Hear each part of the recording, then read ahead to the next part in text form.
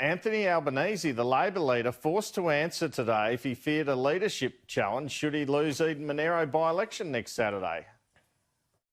If you lose the by-election in Eden-Monaro, do you have any concerns that there are people who would like the top job, maybe Mr Shorten over there? Not at all. The fact is I was elected unopposed as leader of the Labor Party. We intend to put our best foot forward in Eden-Monaro. We're doing that. We have the best candidate and we await the determination of the voters.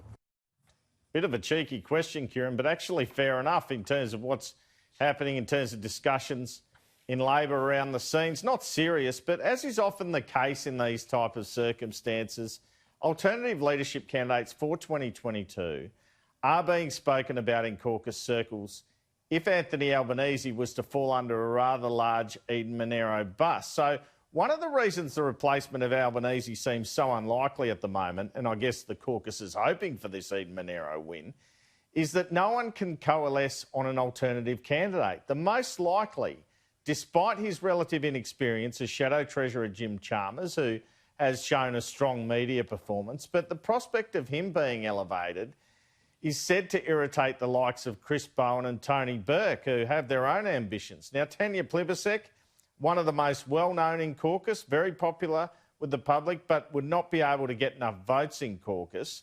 So most spoken about are Chalmers and Richard Marles, and maybe Joel Fitzgibbon would even run. People even talk about a wild card like Jason Clare, but you can see the right is split, and particularly and importantly, the powerful New South Wales right.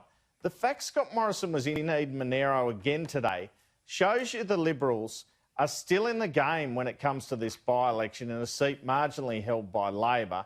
The Liberals say it is tough because Albanese's gone from town to town campaigning on each of those towns' grievances and had some effect, but it is clearly still in play.